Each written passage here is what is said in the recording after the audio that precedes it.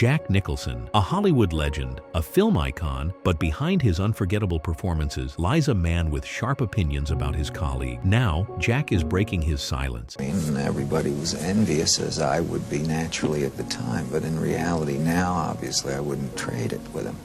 And revealing the 6 actors he worked with who made his life on set a total nightmare. From admiration to disappointment, intense conflicts to bizarre behaviors, these revelations are sure to shock even the biggest Hollywood fans. Who are they, and what really went down behind the scenes of some of our favorite films? Stick with us, because what Jack is about to reveal might just change how you view these legends forever. 1. Leonardo DiCaprio. Imagine stepping onto a film set with one of Hollywood's brightest young stars, ready to create something electric. For Jack Nicholson, working with Leonardo DiCaprio on The Departed was supposed to be a thrilling, high-energy collaboration. But what he found behind the scenes was far from what he had hoped for. On screen, the tension between their characters, Jack's mob boss Frank Costello and DiCaprio's undercover cop Billy Costigan, was palpable. But off-screen, the energy was anything but chaotic. Nicholson, a man known for his unpredictable, raw acting style, found himself at odds with DiCaprio's meticulously controlled approach. While Jack thrived on the unpredictability of a scene, feeding off the unscripted moments that kept him on his toes, DiCaprio came to set with everything planned. Every gesture, every line, every look,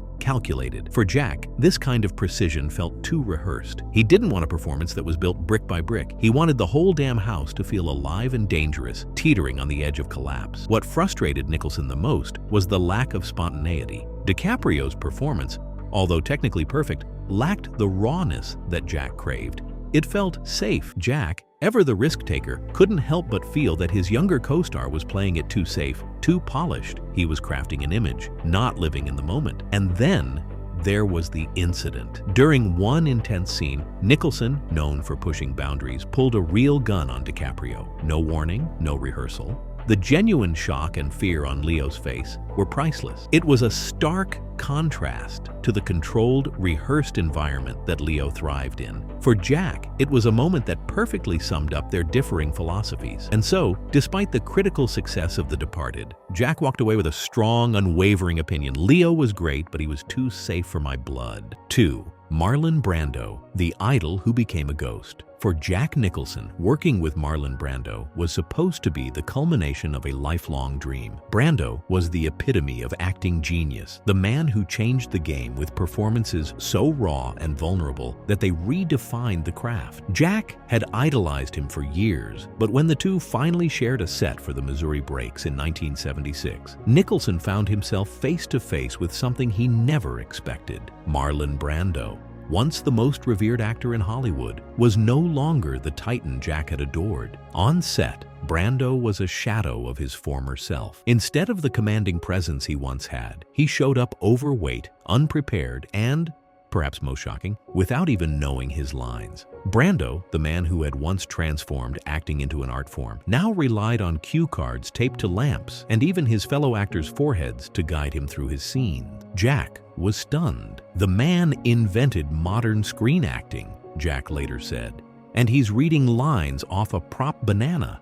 It was a slap in the face to Jack's own dedication to the craft. He had come prepared, memorizing his lines, and ready to create something special. But Brando's behavior was nothing short of disrespectful. Then, things took an even stranger turn. Brando, once known for his deeply emotional, gut-wrenching performances, started making bizarre, eccentric choices on set. He adopted a bizarre Irish accent for his character, wore bonnets and dresses, and acted in ways that seemed designed to amuse himself, no one else. For Jack, these decisions weren't an eccentricity of genius. They were indulgence at its worst. The film itself turned into a disaster, and Jack couldn't help but feel betrayed. Brando wasn't just lazy, he had become a parody of himself. Nicholson's admiration had transformed into deep frustration, and the experience left him with a painful lesson. Never meet your heroes, especially when they've stopped being heroic. The legend had fallen, and with it, Jack's image of Marlon Brando. 3.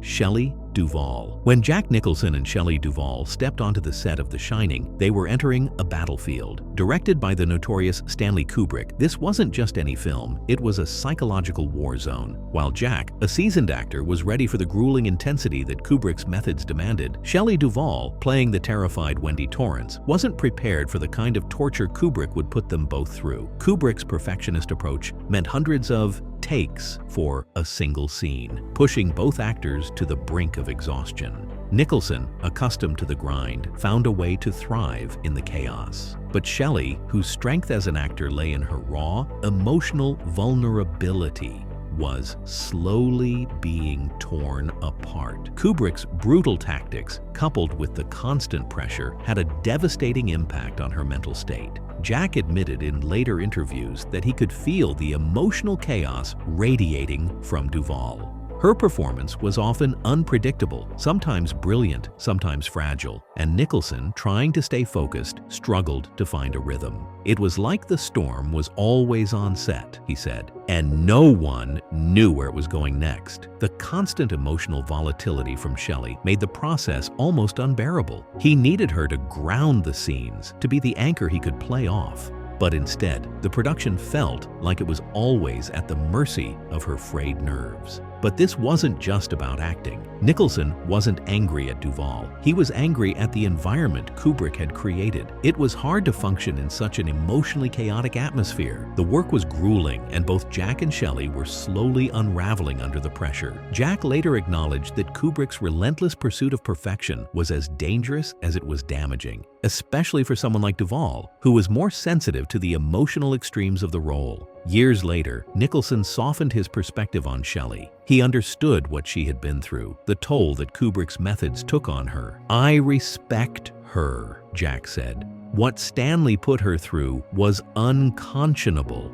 No one should have to go through that." Despite the chaos, The Shining would become a masterpiece, but it came at a steep price, one that would haunt both actors for years to come. 4. Faye Dunaway. Jack Nicholson and Faye Dunaway had a magical on-screen chemistry in Chinatown, a film that became an iconic piece of cinematic history. The electric tension between them was undeniable, and they made Hollywood magic together. But when Jack decided to step into the director's chair for The Two Jakes, bringing Faye back to reprise her role, things took a turn for the worse. What was supposed to be a reunion of two old friends turned into a nightmare. The collaborative, creative bond they once shared was completely shattered the moment they stepped on set again. Faye, known for her incredible talent, was now combative, showing up hours late and making everything more difficult than it needed to be. What was supposed to be a partnership between director and actress quickly devolved into a daily power struggle. Jack, already under immense pressure from directing, writing, and starring in the film, found himself battling with Faye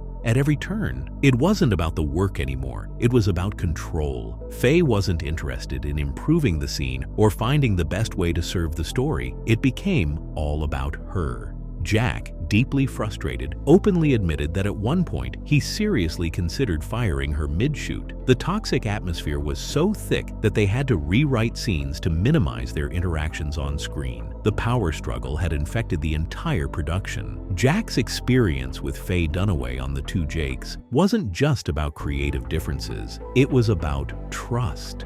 In order for a director and actor to succeed, there has to be a mutual understanding, a willingness to collaborate. But Jack never felt that with Faye during the making of this film. The trust was broken from day one. For Jack, the tension and hostility made The Two Jakes a bitter experience. It wasn't just a disappointment, it was a stark reminder of how quickly a great working relationship can turn sour when personal egos and power struggles take over. And while Chinatown remains one of the greatest films of all time, The Two Jakes would forever stand as a painful chapter in Jack's career, a chapter marred by the collapse of a once great partnership. 5. Sean Penn. When Jack Nicholson signed on for The Pledge, a dark, gritty thriller directed by Sean Penn, he thought it would be a match made in Hollywood heaven. Both Nicholson and Penn were known for their intense, larger-than-life personas, and on paper, it seemed like a brilliant collaboration. However, what Jack discovered behind the scenes was a suffocating clash of philosophies that nearly crushed his creative spirit. Sean Penn, a brilliant director in his own right, was obsessed with perfection. Every shot, every movement, every line was meticulously planned. For Penn, it was all about achieving a specific vision. But for Jack Nicholson, that kind of control was stifling. Nicholson thrived on spontaneity, the unpredictable moments that brought a raw, electric energy to his performances. He didn't want to be boxed in, micromanaged, or told how to breathe on camera. Every moment on set with Penn felt like a carefully choreographed execution, and Nicholson, known for his improvisational skill and instinctive acting style, was left gasping for air. He wanted every single brushstroke to be exactly where he planned it, Jack later reflected. But I'm not a brush stroke. I'm the damn paint. I need room to splash around and see what happens. Jack wasn't just being difficult for the sake of it. He understood the craft and wanted to find magic in the chaos of a scene. For Jack, working with Sean Penn was like running a marathon with your feet tied together. He couldn't move freely, couldn't do what he did best. And when the film was over, so was their working relationship. There would be no more collaborations between Jack and Sean Penn. 6. Tom Cruise. When Jack Nicholson faced off with Tom Cruise in A Few Good Men, it wasn't just two actors going head-to-head. It was two vastly different approaches to acting colliding. On screen, their confrontation in the courtroom was electric. Nicholson's commanding Colonel Jessup famously shouted, "You can't handle the truth!" And Cruise's young, ambitious lawyer Daniel Kaffee stood his ground. It's one of the most iconic scenes in film history. But behind the scenes, things were a bit less explosive. For Jack, acting wasn't just about delivering lines perfectly. It was about the raw, unpredictable energy that came from living in the moment, from being fully in tune with the character and the scene. He thrived on spontaneity, letting his emotions run wild in a way that kept his performances fresh and dangerous. But for Tom Cruise, acting was more like engineering a precise, perfect performance. Every line, every movement, every look was meticulously planned, rehearsed, and executed. To Jack, this was where the tension began. He could feel Cruise's focus was more on image than truth. "It was like he wanted to learn from me," Jack said. "He was always asking questions, watching me closely, but I could tell it was all about the performance, not the person. It was all about perfecting an image of the dedicated young actor, but it wasn't real."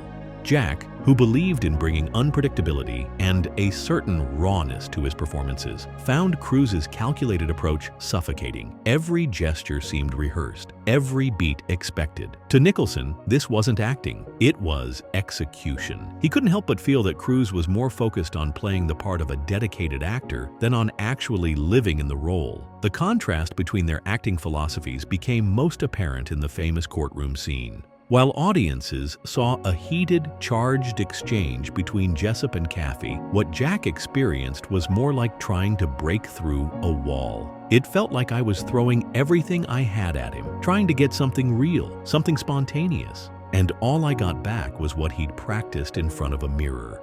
Jack respected Cruise's work ethic, but he knew he couldn't work with him again. It was too safe, too controlled, too perfect, and Jack didn't do perfect in his acting. He did truth, chaos, and the unknown, and that, to him, was what made great performances truly great. At 88, Jack Nicholson isn't bitter. He's brutally honest. For him, acting was never about perfection but truth. His vision, shaped by decades of experience, remains sharp and uncompromising. Do you think he went too far, or is he just telling it like it is? Share your thoughts in the comments.